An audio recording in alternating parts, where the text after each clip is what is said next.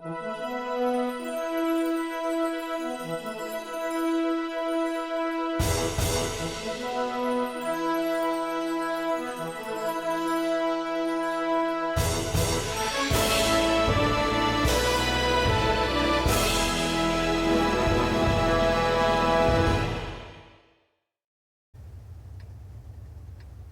back to What Arty Noobs with General Disturbance. This is a Bat Châtillon 155-58. It's the Tier 10 French SPG. This one's located on the south spawn of Erlenberg, and it's under the command of Sn0KS.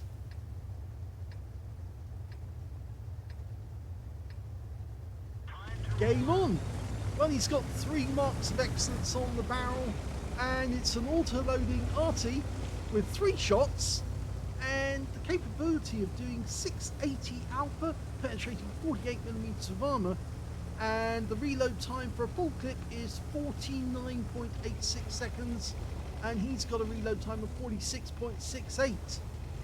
Now there's a 10-second delay between each shot, and that's because Wargaming thought it was a little unfair to actually have huge amounts of ammunition coming downrange on an enemy tank, because it would be permanently tracking them. But I don't see actually why you should be denied shots that quick. And it looks like his first hit's going to be on an Object 260. Yep, 201 hit points from that shot, which is a low roll, non-pen. But he's loaded again, and next round is out. And he only splashes the 260 this time. Crampon's in a bit of trouble because there's an AMX M454 directly behind him. And so Sn0KS is going to fire around at him, and he gets a hit. Now he's in reload. Well, this Arty actually did not exist. They were thinking of having an auto-loading Arty, and it existed in blueprints, but they didn't actually go ahead and build one. Used to be a 4-shot autoloader, but Wargaming reduced that to 3 because they thought it was a bit excessive having 4.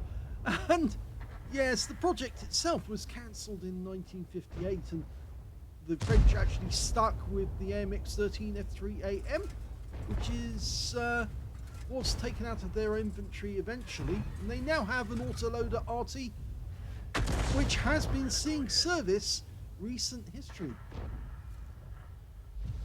Okay, the Object 277 is taking the first shot.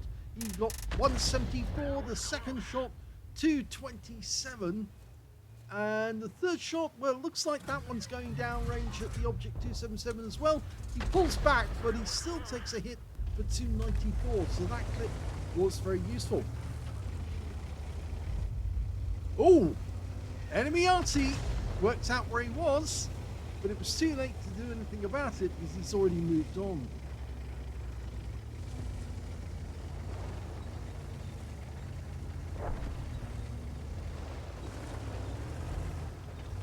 Now this does have very good mobility. This Arty will do 62 kilometers an hour, and it's actually based on the Bat Châtillon 25 ton, or similar to the 25 ton. It's also got a fairly good range of 1400 meters in the game. And the gun has a 360-degree traverse, and what's good about that is you can park the vehicle in the direction you want to escape after you've fired and make a quick getaway just in case the enemy works out where you are. The second round's going to the same spot, but he changes his mind. Instead, he's going to go for this AMX M454 if he can get the shot over the buildings. I'm not sure he can, actually. He's getting a red line, and that AMX would have to pull back a little way in order to take the round. So instead, he's found another target, an M48 pattern, the Tier 10 pattern. He fires the round at him and already starts to move. Oh, and he did get some damage. He got 202 from the splash. Changing position.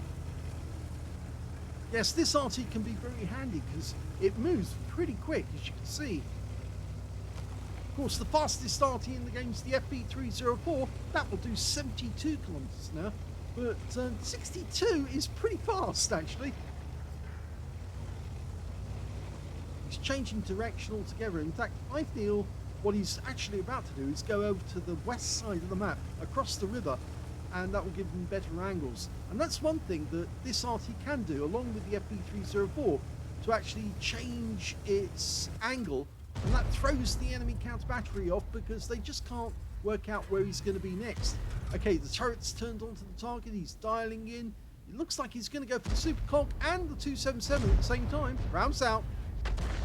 Well, the first shot hits the 277, causes 26 hit points from a splash, but it might be that he'll get an accurate shot this time on the Supercock. Well, both tanks were splashed, and he has picked up damage assist or stun assist. Okay, he's having a look at the back because the enemy Arty's suddenly come into sight. He's got one more round. He fires it and moves off. Oh, he hits him. He did hit the 261. He got 299 hit points of damage from the actual shot and 211 of stun assist when the guy was taken out. So there is no enemy Arty anymore, and he doesn't have to worry about counter battery. All he has to do is find the right angles to hit the enemy. This is one Arty where it really does help if you know where your W key is. Lining up the next shot. All two tanks together. Nice. This is going to work. It's a Strip 103B, and they don't have much in the way of armor, so this shell could really mess that guy up. Well, the first shot actually does only 132 from the splash, and Strip is still stunned. Next round's going down range. Bounce out. Direct hit. 232. That should have penned. These shells have got 48 millimeters of pen, and that tank destroyer doesn't have that much in the way of armor. Oh! Overwhelmed him with the next shot. He didn't get the kill. The kill actually went to a 1-2-1 who was nearby, but he still picked up 299 hit points of damage from that final shot. He's now in reload. One of the bad things about this tank is the long magazine reload time. It is quite long, and it's actually one of the lowest damage per shells with only 680. It's similar, well, it's the lowest of the tier 10. It's also got the lowest tier 10 penetration for an Arty, but even so, it's still pretty effective. Rounds out. It landed right alongside the IS-7, and he's picking up loads of stun assist off that one. Rounds out again, and the target's killed. So unfortunately, he doesn't get anything off that one. Okay, there's a CS-63 a little closer to him. He's seen it on the minimap. It's very difficult to get at him because he's inside that structure, inside the buildings, on the ramp. So instead, he's changing the angle to go after the Jaegeru. Lines up the shot, works out where the guy's going, fires speculatively there at the end. Well, he had to take a guess because he had to move.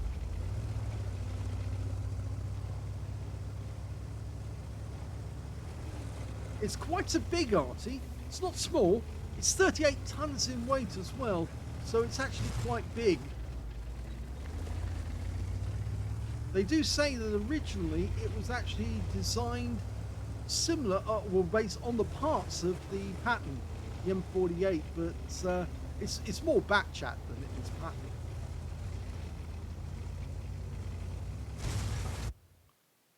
Okay, he was taking aim as he was on the move, and I think the reason for that is there's only 3 enemy tanks left, and one of them, an Object 268 up here. There he is. Fires the round in at the 268 for the Object, and he gets a hit. And in fact, actually, not only got a hit for 176, he got a massive amount of stun assist. And second round in, another hit, 144, and the Object is dead. So he's got 1 round spare, 17 rounds in the mag at the moment, but I think he'll pop the reload. Yes, he has. Good. You see, these guys read my mind, or I'm reading their mind. You know what you have to do. If you play Arty a lot, you realise that the most important thing is to make sure you're loaded the next time you're actually going to be able to fire. And if you're on the move, obviously you can reload while you're on the move. Not in actuality, you can't do that in real life, but you can certainly do it in the game. Now he's positioned himself inside the cap to start capping. The last enemies are a Jaegeru, who's actually still quite healthy. He's not loaded yet, but he's going to have a go. He might stun his own teammates here, and he did. That's unfortunate. And that has been recorded, so he might not get a high caliber. He might not get it, we don't know. The last enemy is that CS63 we saw earlier in the game. And he's actually headed towards our cap area. I guess he doesn't want to face most of our guys. Rouse out. Just misses him. I kind of get the feeling he's running from our TVP, our 121 and our Biz 55, mainly because he doesn't want to face them. He knows that it's going to be terminal if he does. Of course, it would be nice to get him, because if he does get him, then obviously we get the bonus. But at the moment, it looks like that CS63 was thinking about coming back for a reset, but you can see that Sn0KS has planted himself behind the building. And of course, that CS63 is not going to be able to see him. He's almost completed the cap. 20 seconds to go. They're after him, all right. Look at that. They're spreading out to make sure that he doesn't escape. And again, Sn0KS is in a good position. And yes, he is coming close. But it looks like Sn0KS is going to win. Oh, and they've won. They've killed him. And he's capped out. He capped out to win just after they killed him.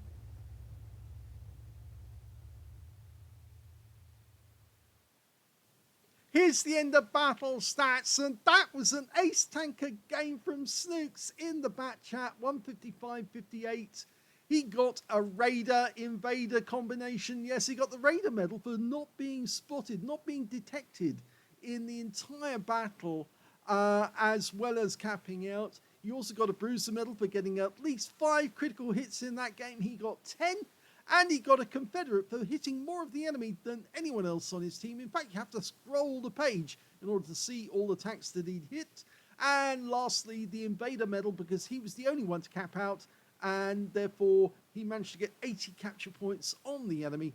And that would have won the game if it were not for the fact that the enemy CS63 had already been wiped out right at the end of the game, but he managed to complete the cap in time within the last few seconds. His win rate was 2,814, which is Unicum on the border of Super Unicum, which is still incredibly good. And he says the Bat Chat 58 is still playable. Yes, it is. Let's have a look at the team score. Well, he didn't get the highest damage in the game, and I would have questioned if he would have got it, because he did actually stun one of his own teammates, the TVP, when he actually fired at the Jaegeru. The highest damage in the game went to that AMX M454 on the enemy team, and he got a high caliber for 6,376 hit points. Second highest damage in the game went to the 114 SP2 on our own team, who got 4,849. And the third highest damage went to that CS63, yes, 4,230. And yes, if he had actually managed to get a shot at Sn0KS, and Sn0KS was very careful to make sure that he was well and truly hidden behind that house, then obviously that would have improved his score, but it wouldn't have actually got him second highest damage in the game. When it came to kills, the high score goes to the 121. He had 5 kills, just one short of getting a top gun, and also 1/3 the enemy team. 3 kills went to the TVP T5051, and also to the Object 260 on his own team. And then we've got the Viz 55 getting 2 kills alongside 4 members of the enemy team. Their M454, their CS63, their Jaegeru, and their Object 277.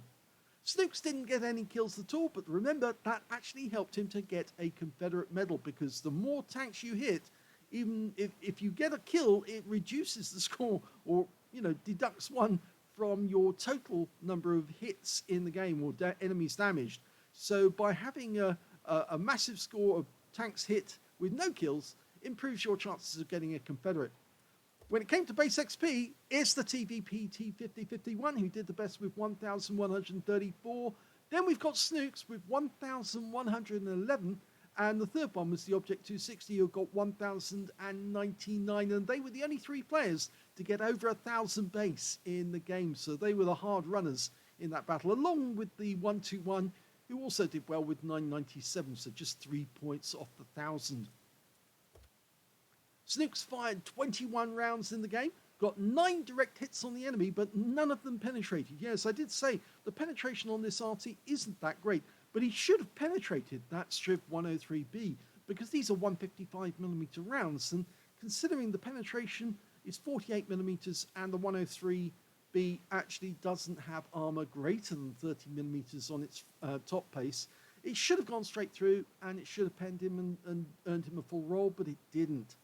He also got 22 splashes in the game, so he was hitting more than one tank at the same time. Well, we saw that with the Super Conqueror and the Object 277, because they were alongside each other for all 3 rounds that came in. And 3,527 hit points of damage, all of it at more than 300 meters. He hit 10 of the enemy, damaged 10, didn't get any kills, but of course that got him the Confederate. 4,152 hit points of stun assist off 20 stuns, and that earned him an ace tanker. A combined damage, as you would say, of 7.5k, which is a very good game. He also got 100 cap points for capping out and getting the Invader medal, and he earned 80,753 credits on a premium count for the battle, and after ammunition resupply took away 57,233 credits profit.